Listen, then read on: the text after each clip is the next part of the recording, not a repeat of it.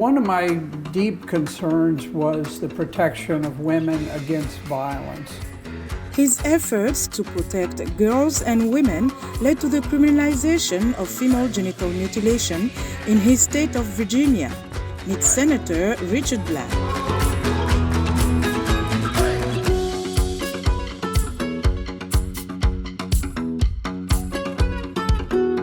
Senator Richard Black, thank you so much for joining us on the VIP show. Thank you, Linord. I'm pleased to be with you. It's great to have you. You just retired from being a Virginia state senator. Prior to that, you were a career military officer, and you earned a Purple Heart during your time in the military during the Vietnam War. From your first job in Miami at the San Petroleum, where you worked as a young man, to now being a retired state senator, did you ever imagine such a rich and meaningful career? No, I've been very blessed. I grew up rather, not well off.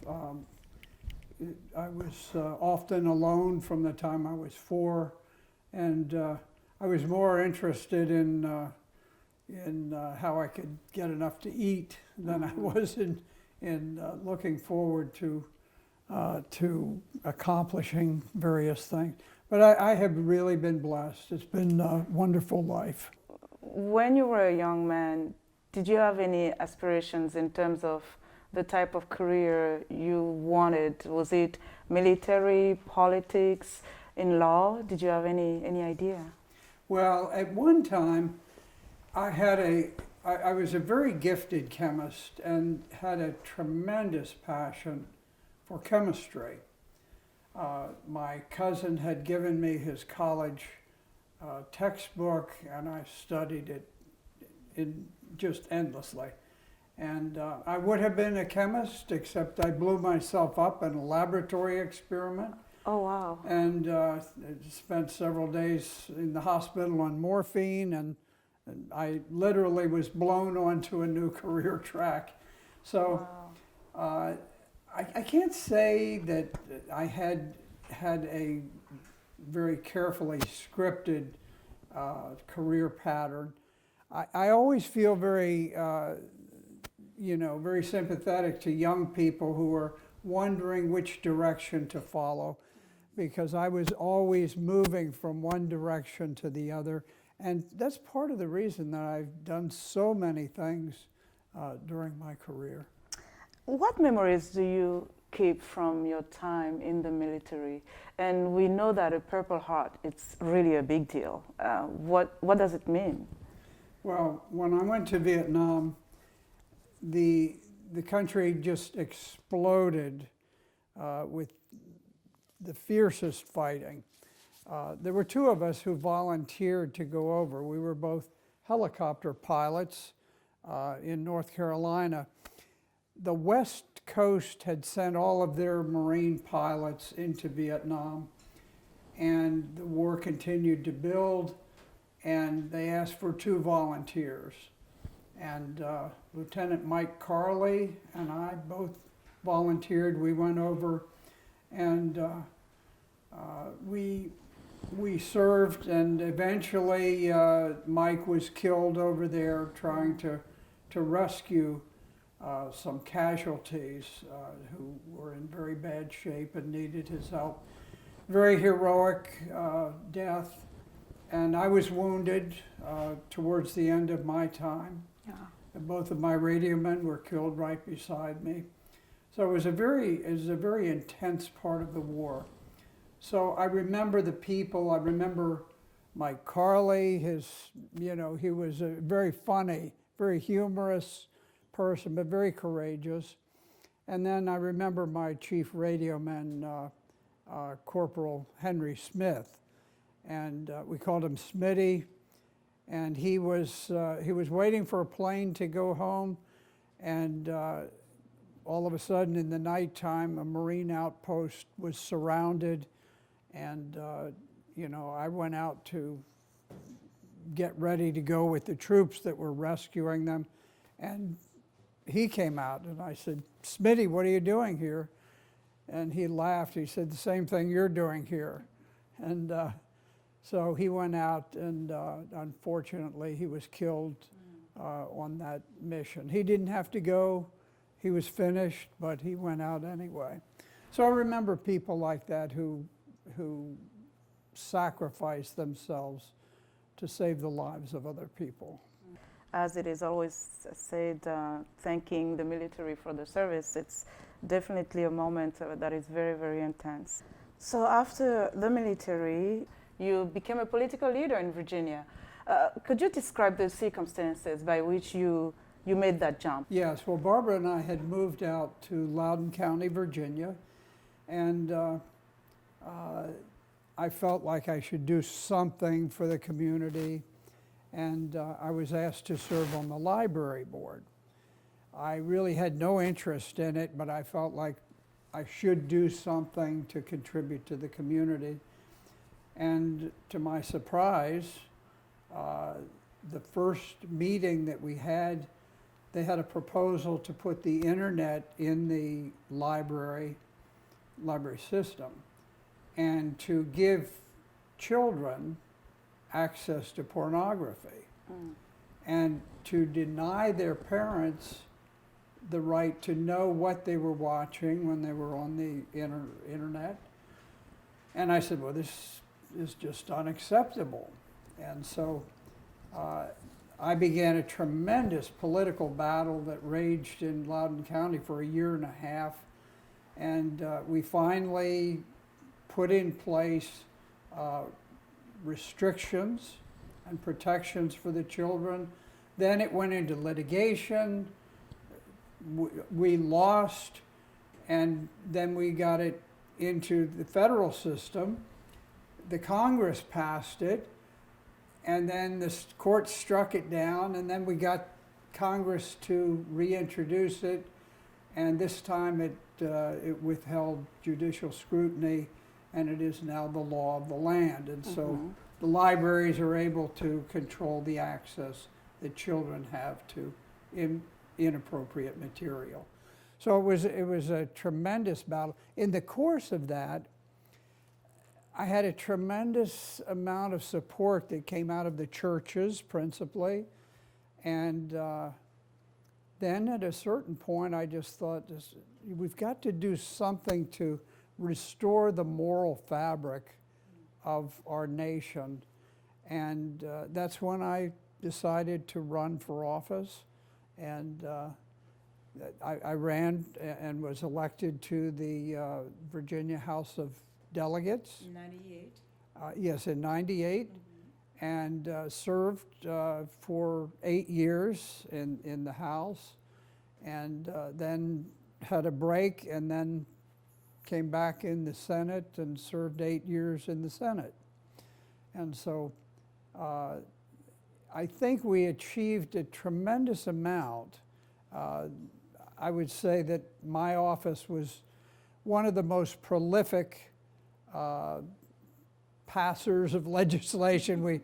We particularly when it came to violence against women, whether it was the FGM, whether it was rape test kits that we were tending to problems in the system, whether it was campus criminal violence against women.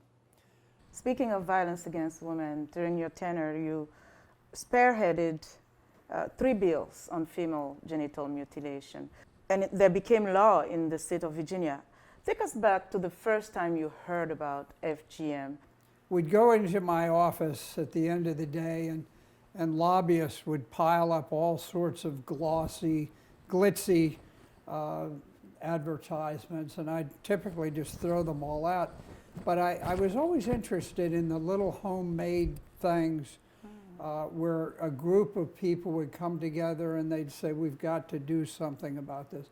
And so I received one of these and I read it over. I said, this is horrible. I can't believe that this is happening.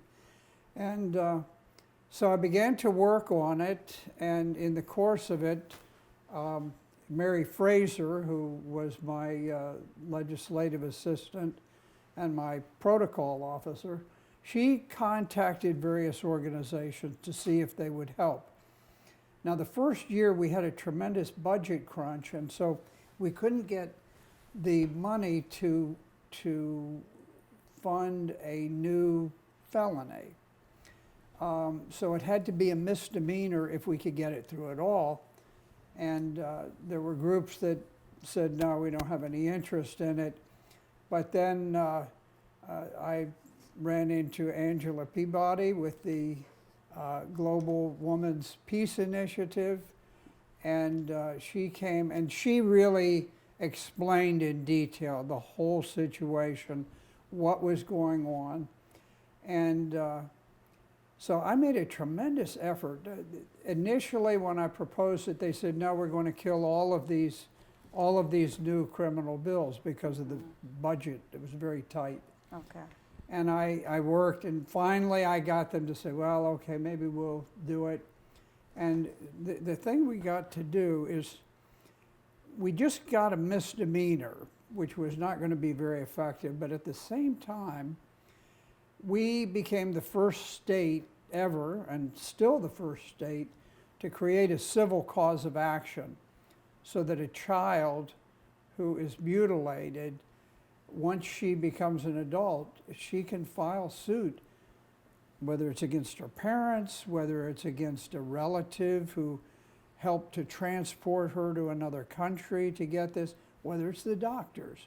And so it's not my desire to put people in jail or to cause them to lose all of their money in a lawsuit, but my objective is to make it so risky for them that they stop. I want to stop the process. Senator Black, it's one thing, you said that when you read about it, you were horrified. It's one thing to be horrified. It's another thing to take on a cause that is not familiar in your, with your constituent in your district, and take on that cause that you must have known you will find people coming against. What made you take that cause? I mean, was it something in your heart that spoke to you? What was it? Well, I have a long history in criminal justice. I was the chief of the criminal law division in the Pentagon, and early on I was a trial counsel at Fort Hood, Texas, and so I had a long history in this. And one of my deep concerns was the protection of women against violence, particularly with rape cases in the military, with child rape, things like that. And so it's something that was very personal to me.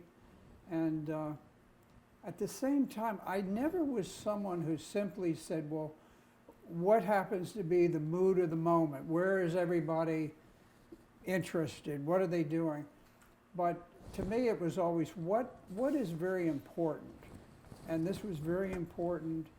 It affected many, many girls. I think they say 500,000 are at risk for it.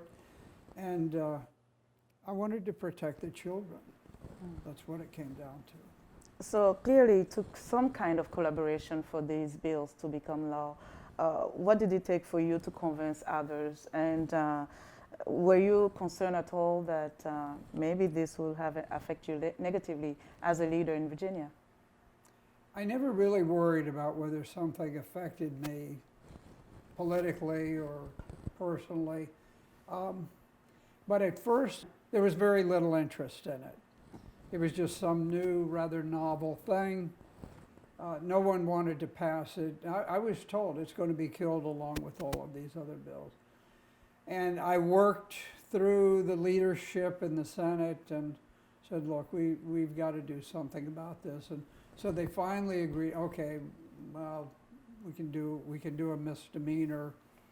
And we did it. But we not only got the misdemeanor, but we got the civil cause of action, which is huge. And it gave us a predicate. It helped us to educate people. People began to say, oh, okay, that is a terrible thing. Because I was standing in front of the committee. Angela and members of her group were standing there describing what was taking place. So we were educating people. And that was the first of 3 years that allowed us to make Virginia the lead state. We have the finest package of legislation of all of the states.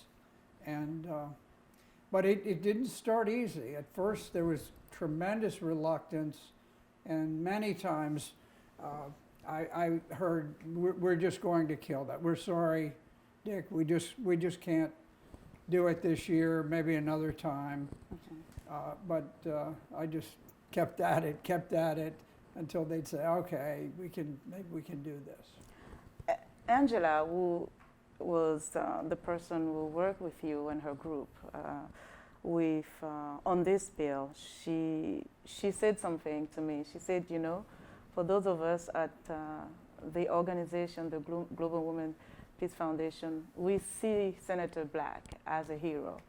I feel very honored and humbled that they would feel that way. We had a celebration of the victory in down in Washington, D.C., and we had a group of women. I think most of them had African origins, and there was one delightful young woman who had just had reconstructive surgery, and she was in her early 20s, and she described the most intimate things in a way with such innocence, and no one felt like, okay, you shouldn't talk about that.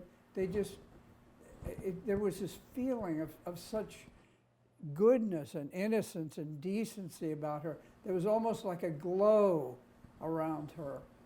And she finished her talk, and she said, maybe I can find a husband who will love me.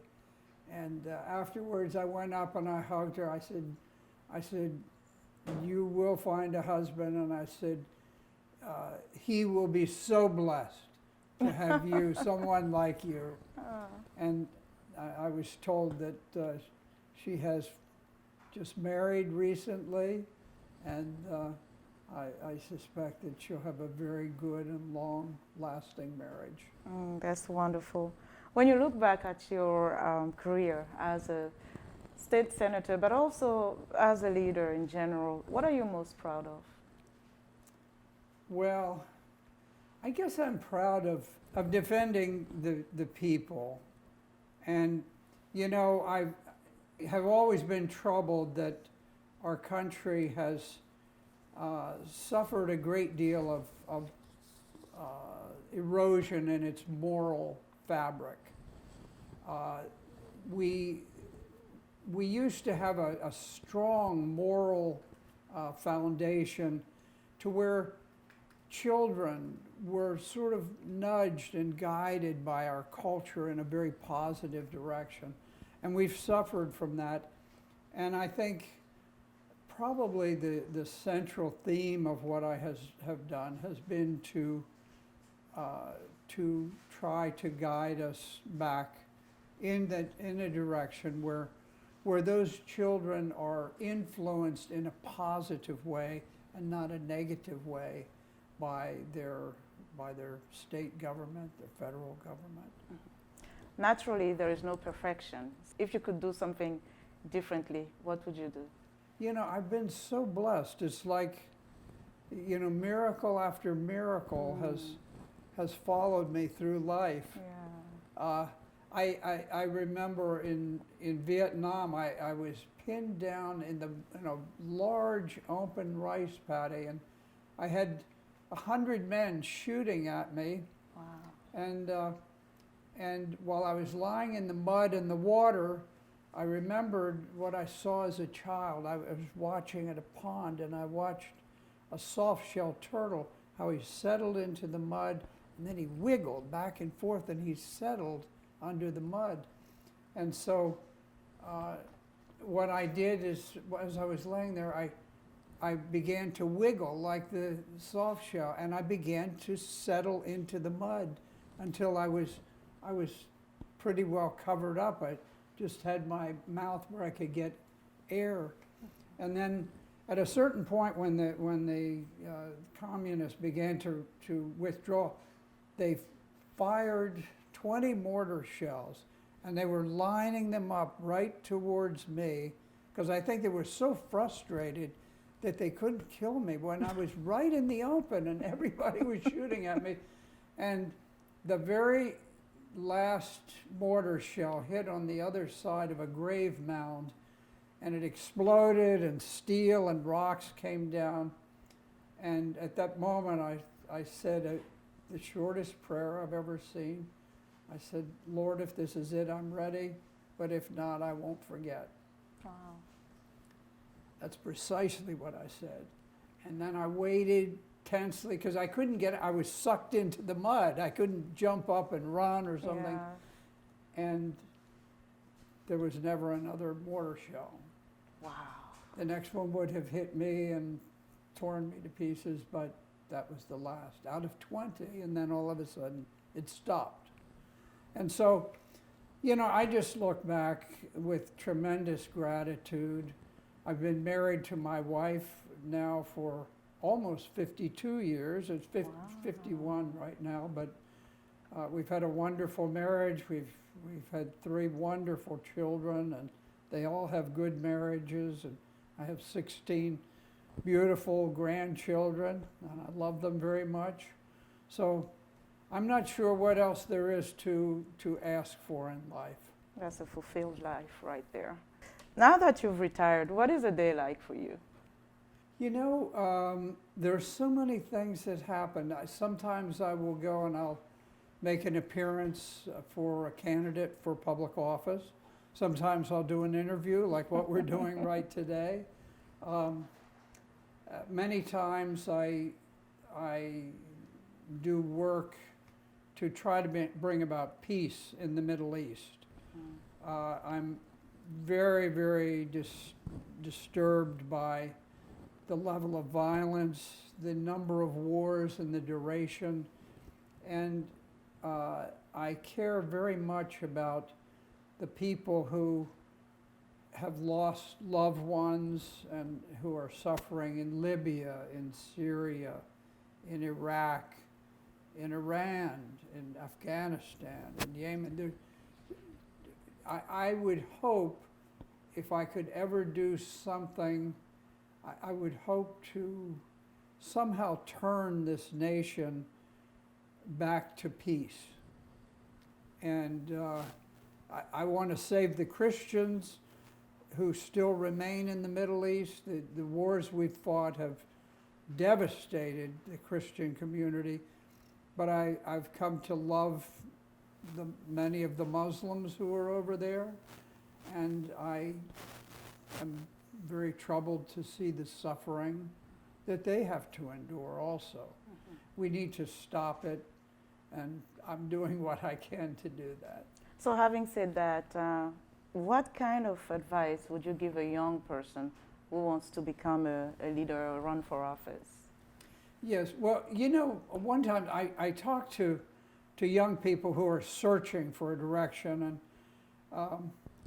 and I always have a great deal of sympathy, because at one time I was working as a construction estimator, and all of a sudden I decided I'm going to go to Miami and I'm going to build low-income housing.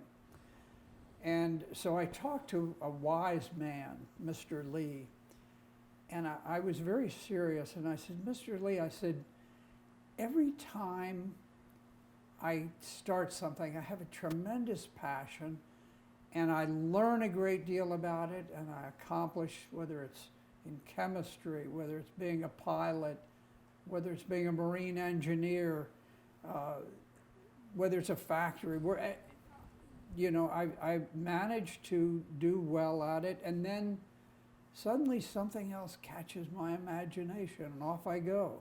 And I said, now here I'm going into home building. And he said, Dick, He said, everything that you do will help you with anything else that you do in life. He was a very wise man, and that's turned out to be very true. For people who want to go into the political process, I would say first have a set of beliefs that are sound, that are moral, that are decent. Don't get in it just because you want to have notoriety or power or something like that. Do it because you want to serve the people and because you want to do what is morally right. That would be my advice to them. And finally, Senator Black, 50 years from now, 100 years from now, when people speak of Senator Richard Black, what would you like them to remember? What would you like your legacy to be? Well, I'm not sure that people will remember me 100 years from now. But one of the bills that I passed years ago was parental consent for abortion. Before that, people used to be able to, the schools could send a young girl to an abortionist and you know, do away with the child, and her parents weren't even informed. And I changed that through a tremendous struggle. We estimate that since 2003, we have saved 100,000 children's lives. So that at this point, there is virtually no child who goes through school who doesn't have a friend, a boyfriend or girlfriend, a teacher, or someone who was saved by that bill. And in fact, it's most unlikely that anyone could go through life wherever they are, whether they're a farmer, whether they're a soldier, whatever they do, without encountering someone whose life was saved by that one bill. I don't think any piece of legislation in Virginia has ever saved more lives in the history of the state. And so I'm not so concerned about being remembered as I am the fact that these people, these thousands and thousands of people, will go on and they will live and contribute, and their children will go on. They will never know. They will never know that their lives were saved by this, because their parents aren't going to say, Yes. oh, you know, here's the background. Yes. So they'll go on without knowing, but that's okay, because I just, the legacy is in my mind that I know that they have lived, and we saved them because of what we did. Well, Senator Black, it was such an honor to speak with you. Thank you so much for what you're doing, Linord. I think you do a tremendous service, and I'm very honored to have you here in my home today. But guess what? It's time for the VIP game.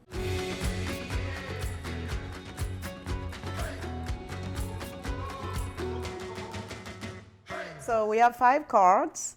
You can pick 4 out of 5, or if you feel courageous, you can do all of them. Well, let's see. My motto in life is, I love my wife and my children.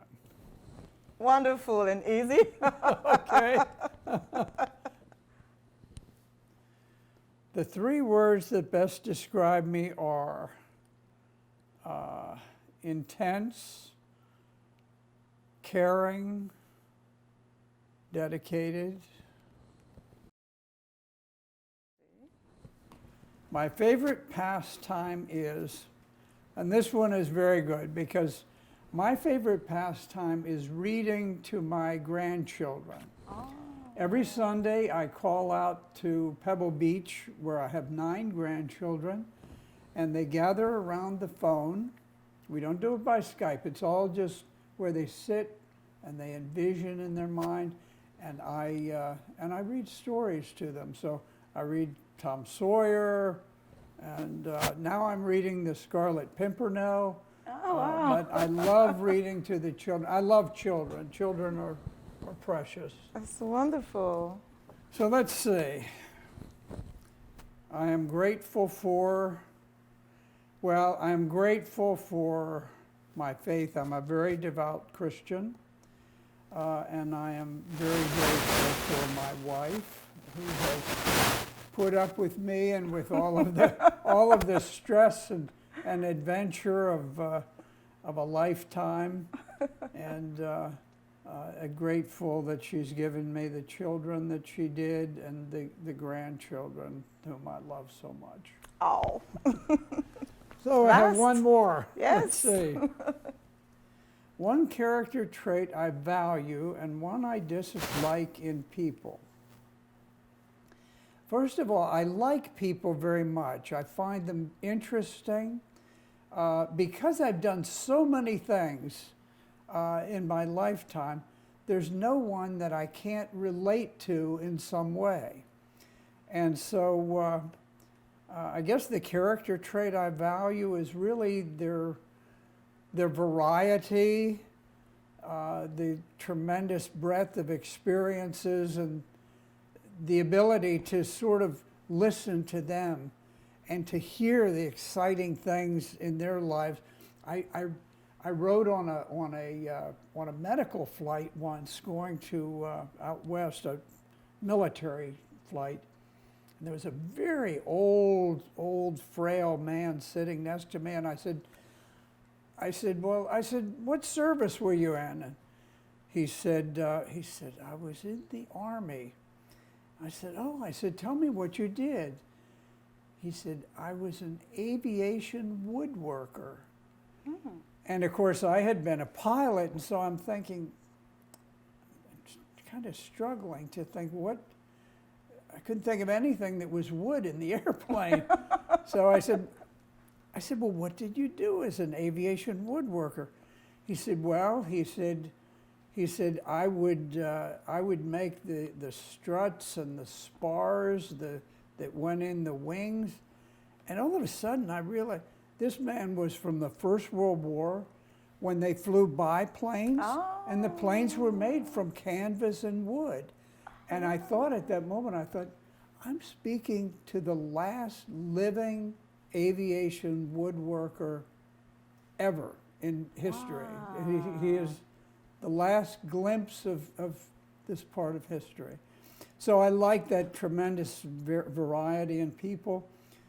One thing I dislike in people, I dislike the fact that people are willing to simply go along with things that they know are wrong.